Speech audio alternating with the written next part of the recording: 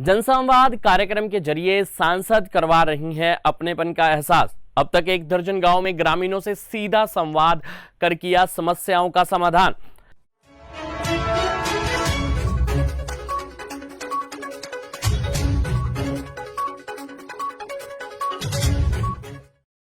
जी हां, मुख्यमंत्री मनोहर लाल खट्टर की तर्ज पर अब सिरसा की सांसद सुनीता दुग्गल भी जनसंवाद कार्यक्रमों के जरिए जनता से सीधा संवाद करते हुए उनके घर द्वार पर ही उनकी समस्याओं का समाधान करवा रही हैं। इस जनसंवाद कार्यक्रम के दौरान सांसद सुनीता दुग्गल की ओर से सरकारी योजनाओं के संदर्भ में जानकारी लेने के अलावा मौके पर ही समस्याओं का समाधान किया जाता है।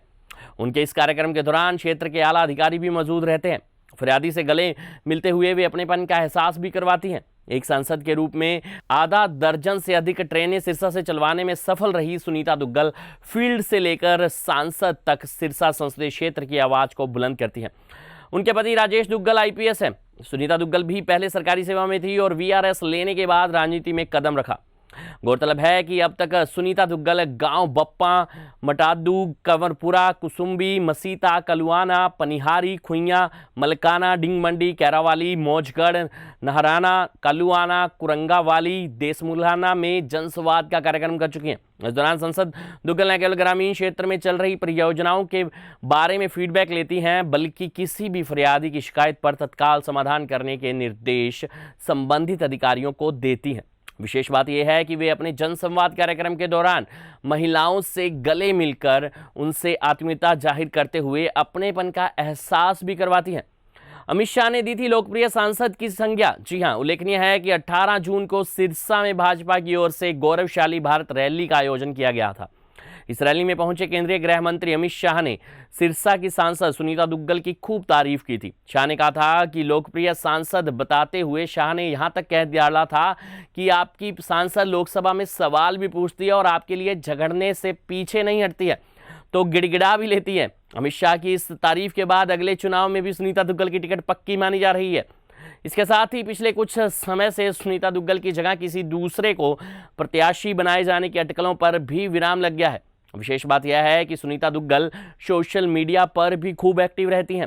वे तथ्यों और तर्कों के साथ भारतीय जनता पार्टी सरकार के कांग्रेस के साथ तुलनात्मक आंकड़े पोस्ट करती हैं। इसके अलावा वे सभी महत्वपूर्ण अवसरों के अलावा पर्वों को लेकर भी पोस्टर अवश्य शेयर करती हैं। अभी रक्षाबंधन पर्व पर उन्होंने अपने भाई के साथ तस्वीर साझा की, तो बेटी दिवस पर उन्होंने अपनी बेटी नीवा की फोटो पोस्ट के साथ शेयर की। अभी 25 सितंबर को उन्होंने पूर्व उप प्रधानमंत्री चौधरी देवीलाल की जयंती पर भी एक फोटो शेयर की थी। अध्यात्म के साथ रखती हैं गहरा जुड़ाव। जी हां, राजनीति के अलावा अध्यात्म एवं समाज सेवा से सुनीता दुग्गल का गहरा जुड़ाव रहा है। उन्हें अधिकांश मंत्र कंठस्थ हैं, तो वे अक्सर गुरबानी का भी पाठ करती हैं।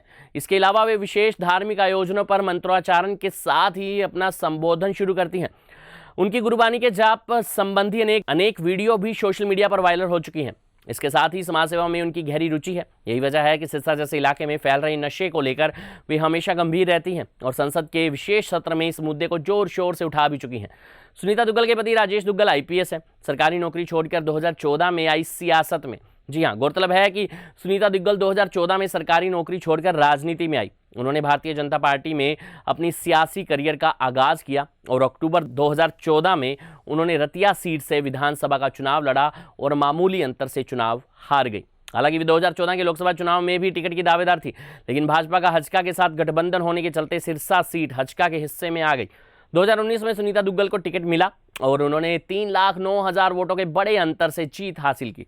सुनीता दुग्गल का जन्म 29 अप्रैल 1968 को रोहतक में हुआ। अपनी प्राथमिक शिक्षा रोहतक से पूरी करने के बाद सुनीता दुग्गल ने हिसार की चौधरी चरण सिंह कृषि यूनिवर्सिटी से एमएससी की डिग्री हासिल की। सुनीता दुग्गल ने इंडियन रेवेन्यू सर्विस ज्वाइन की और अप्रैल 2014 में उन्होंने सरकारी सेवा से वीआरएस ले लिया। वहीं 2014 में हुए संसदीय चुनाव में उन्हें सिरसा से टिकट मिलने की उम्मीद थी, पर उन्हें टिकट नहीं मिली।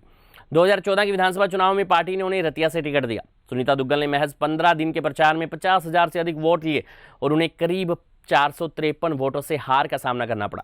2015 से लेकर 2019 तक वे हरियाणा राज्य वित्त विकास निगम की चेयरपर्सन रही। मई 2019 में हुए लोकसभा चुनाव में भाजपा ने उन्हें सिरसा से उम्मीदवार बनाया। फतेहाबाद में हुई रैली में खुद प्रधानमंत्री नरेंद्र मोदी भी पहुंचे। 2019 के संसदीय चुनाव में सुनीता दुग्गल ने करीब 7,14,000 वोट हासिल करते हुए कांग्रेस के डॉक्टर अशोक तंवर को करीब 3,09,000 वोटों के अंतर से पराजित किया था। एक सांसद के रूप में उनका रिपोर्ट कार्ड भी ठीक रहा। लोकसभा में उनकी 99% उपस्थिति रही है। लोकसभा में रही 99% यानी कि 99% हाजिरी। लोकसभा में भी सांसद सुनीता दुग्गल की उपस्थिति 99% रही है। औसत राष्ट्रीय उपस्थिति 79% है, जबकि औसत राज्य उपस्थिति 92% है। इसी तरह से सुनीता दुग्गल ने 48 डिबेट में शिरकत की, जो राष्ट्रीय औसत 41.5 और स्टेट एवरेज 28.4 से काफ़ी अधिक है। संसद में उन्होंने सिरसा लोकसभा से जुड़े मुद्दों पर जोर शोर से उठाए और करीब 148 सवाल पूछे।